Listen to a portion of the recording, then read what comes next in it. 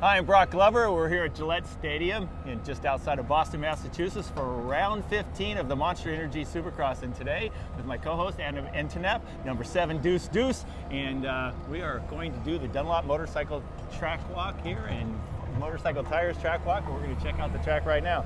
So first and foremost, what we kind of noticed, nice sunny day, beautiful, even though we're here in April and just starting to come into spring, but the wind swirling around. And Adam, you got a chance to ride today. How was the wind? I mean, it had to feel it when you're riding the bike. You know, it's interesting that you say that because I didn't feel it riding the bike at all. The big factor for me with the wind is going to be how this dirt dries out. As you can see kind of here on this straightaway, it is the day before we race, but this is like practically like moon dirt, you know, very silty, a little bit different texture than most of the tracks that we ride. Kind of, Broc, a little bit of like a sandy base, and it has a lot of rocks in it. Yeah, well, I've definitely noticed quite a bit of stones. We'll see some of that because today we not only had press day, some of the 250 riders, 450 riders, but we also had Supercross Futures here at this event. Yes. So we got to watch the Supercross Future riders ride the complete track, including their qualifying. So down to kind of a mid-length start right here, probably about 300 feet or so, into a nice wide corner, covers 2 lanes, and right here into a pretty darn tight corner right here. Coming in at this angle right here, this is going to be a bit of a challenge on lap 1, huh? There wow. Wow. Okay, so coming into this first corner, I really like when they do this type of stuff. Okay, so you can see this is a tabletop. And what that's going to do, Broc, is when we come into this first corner, we can come in a little bit faster and have a little bit more bar banging action because we don't really necessarily have to do a jump. I think all we're going to do is, because it's so tight, is land on the backside of this tabletop. Now, what the big part of it is going to be is if you get a hole shot or a good start, you're going to go table and then triple and then possibly even quad into the corner to get that separation. Most of the guys are probably just going to go table, double over the tabletop 2 in the corner off the start. But as we make our way back around to this part of the track, we'll kind of show you guys a little bit of the different rhythms that were going on in this section on press day. And you mentioned different rhythms, no question about it. There were certainly some different rhythms from the top elite Eli Tomacs, Jason Anderson's, Justin Barsha. We saw Chase Sexton out there. Yep. They had a little different combo here that we talked about. When they were coming out onto the starting line here, they were jumping up on the tabletop that we saw in the background there, then hopping off, clearing the next one just by the Rocky Mountain ATV, the first start of their tough box. Yep.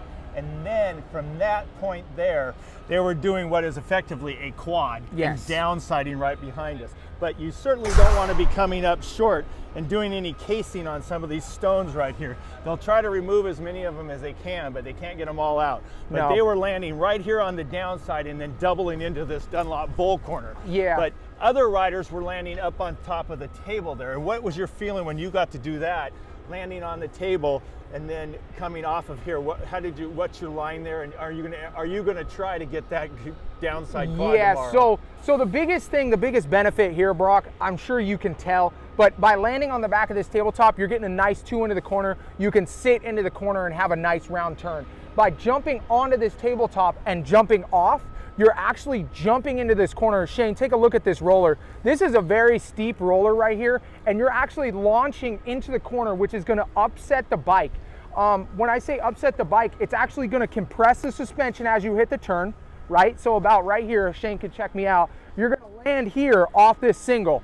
It's gonna compress the suspension. Well, what's gonna happen is your suspension will unload, you'll have no traction for a second, and then you'll get the down part of the berm, making your corner not so fast. If you double here, your suspension is going to be nice and consistent, squatted. You can rail this turn and get those half a seconds that you need.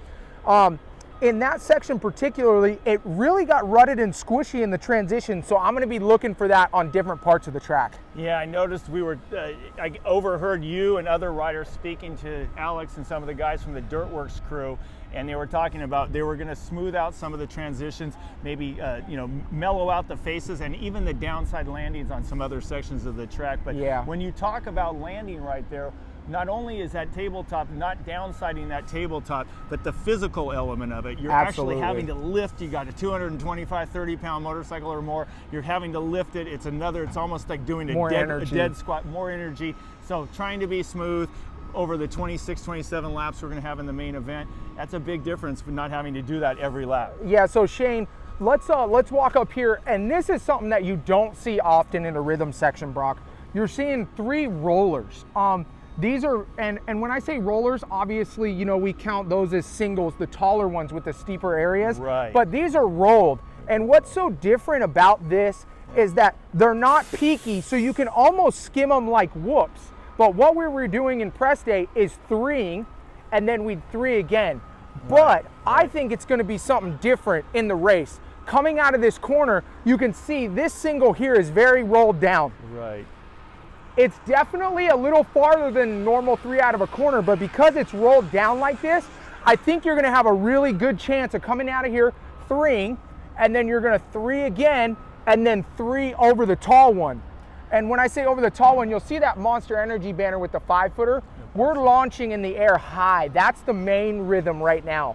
But if you can get over that 5 and then 3 into the corner again, or you know, do anything to get over the top of that, you're going to save a lot of time. And when you mention a 5, so right here, coming out of this corner right here, Shane, if you can go back around. So this right here, coming up short on this little roller that's only 2 foot high or so, it's not catastrophic by any means if you come up short. No. So you're going to hit that there. Use the small one we're standing on here to clear a medium size, but as you talked about the 5, meaning 5 foot, we always refer to a lot of these rhythm sections as 3-4-5s or 5-3-5s, whatever it may be. That's how tall they are in, you know, the jump height. So normally the 450 guys are trying to avoid the 5-footers. Absolutely. But in this case right here, they're actually going to be jumping off of a very small jump, trying to clear about a 3 or 4 footer, and then hitting the big 5 to get over the further 5 in the distance where the Monster Energy Tough Block is. So as Adam has got experience out there riding the course, he knows, and as he said, I could see how high these were throwing. This is much higher than most of the riders want to get, but they do want to get over this tall 5-footer in the distance here because this is really, really peaked. Yes, and so what is actually so cool, some of this to you, your fans, you know, the fans that are listening, it might sound really confusing, you know, 5-footer, 3-footer, this rhythm, that rhythm. But what's so great about that, Broc, is to me, when we talk like that and we're a little confusing, that means there's a lot of options. Yes. You know, so Dirtworks has made a great, you know, a great track this week to give us different rhythm sections and different rhythm lanes to kind of to go and jump and have different options to make passes. So Broc, tell us a little bit about that. Right, I'm standing on this, and you know, my 175, 80 pounds of making the earth is moving. So when the bike hits there with all the G-force and the weight, this created some ruts, and this is the takeoff of what you talked about. If you do the rhythm section correctly, you're downsiding this 5-footer, using this 4-footer to triple where we see the tractor working right now, and then you're going to single into the corner. So that seems to be the fastest way right now, and as long as it doesn't get really rutted for the race tomorrow. And a reminder, tomorrow is a daytime race again, so you're still dealing with sunshine. The track crew is working, trying to keep water in it and the winds, and so it's going to be this to me has got to be one of the most challenging tracks so far for the sure. And so we just talked about how detrimental it is to jump into a 180-degree corner, but if you do get that rhythm and you can jump off this, what's so nice is you can pitch your bike into the air, and you can kind of pitch it at a 90, and that way you can just make this one corner. So it actually ends up almost being faster if you can jump off this single, land in the turn, and go straight off this double. Well, Adam, I was going to ask you, is anybody landing off of that single and almost just hitting the inside on the 450?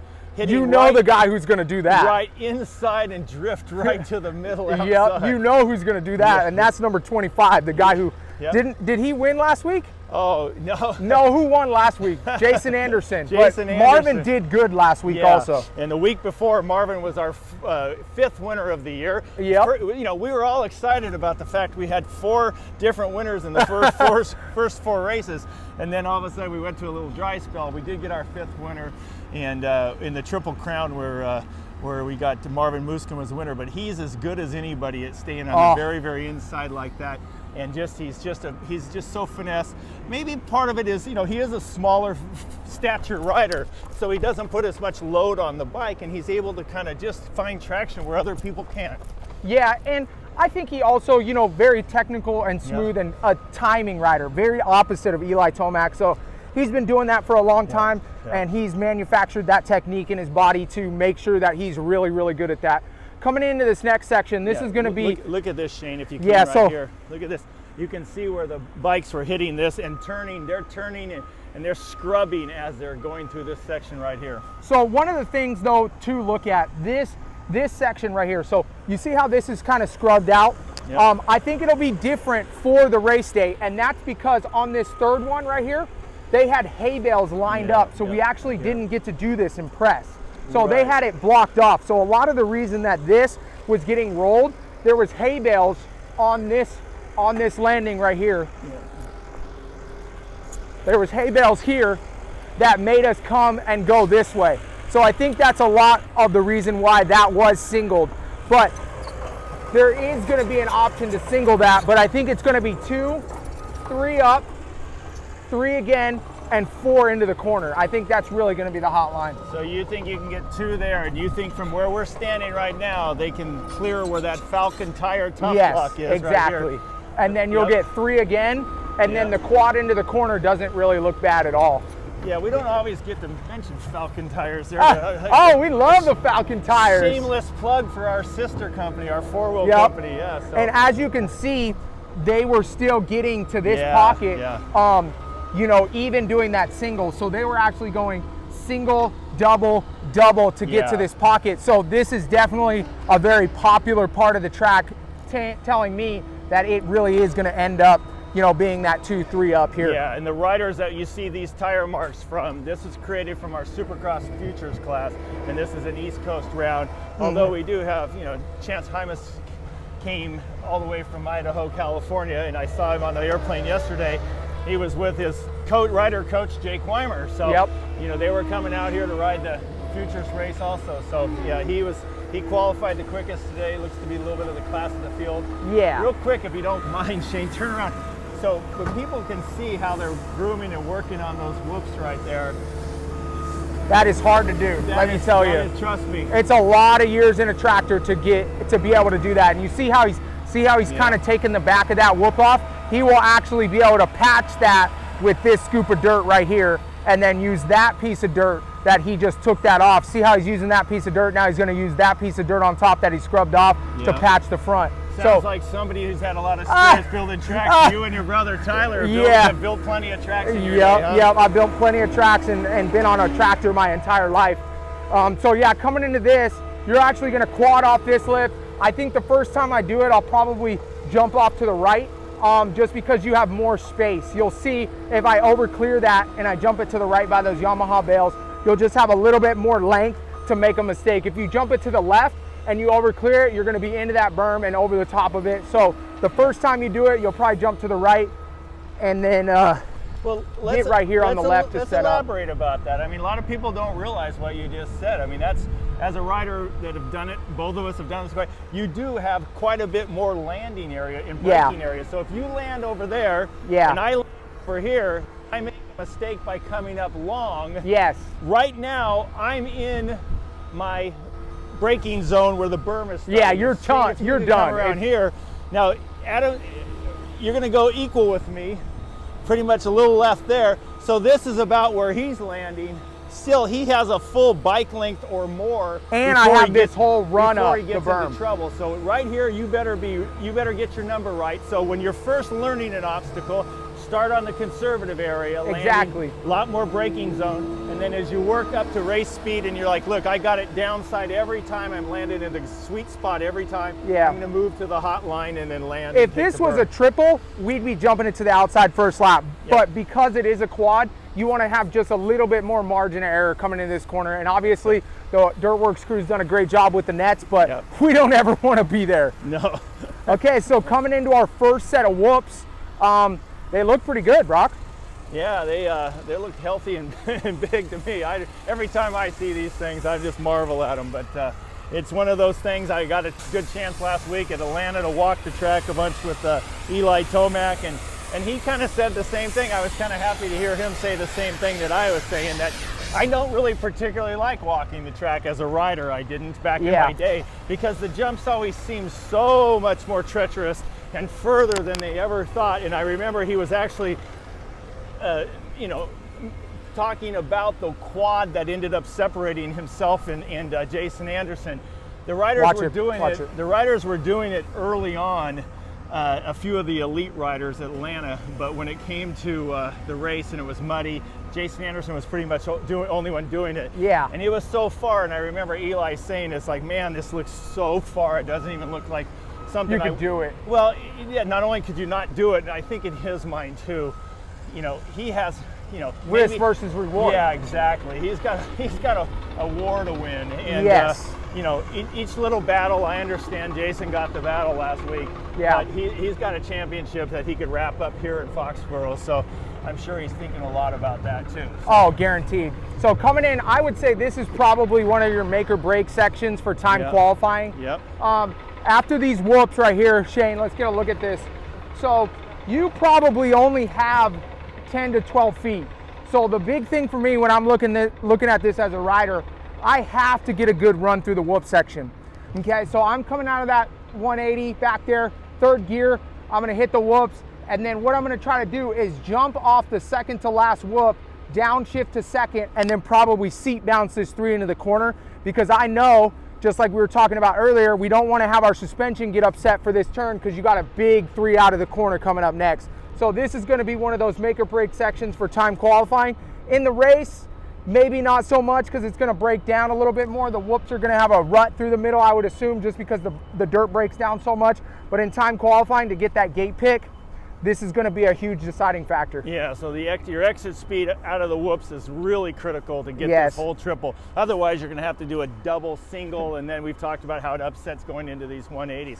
So another 180 right here, and even though in press day the top guys were just they were just cutting across here, they didn't have them going down that last 2 lanes. Yeah. They were still, the 450 guys, and Shane, you can kind of get down here, they were tripling this right here, landing where that Caterpillar is right there, that tractor. So this is a pretty good size hit. It took them a little bit of time to do it, but they were definitely hitting this lane, and they were launching it all the way over.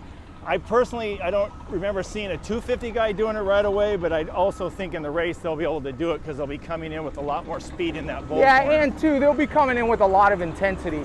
And I think the reason, you know, why this is such a big factor is because there is a straightaway right after it. Yeah. With a straightaway being after it, you're saving energy by not doubling and you're tripling. So not only are you going to save energy, but you're also going to gain a lot of speed by landing on that landing and not have to jump in the air and land flat and then have to accelerate again. Yeah, I agree with you wholeheartedly. We talked about that earlier, landing on that table versus downsiding. Landing on the table, you got to do a deadlift to your bike over the next obstacle. Yep. Landing on the downside, you've got all the momentum going into the corner. A nice, easy, gentle jump, saves energy, which is important. So, again, sorry for the noise, obviously. We got tractors.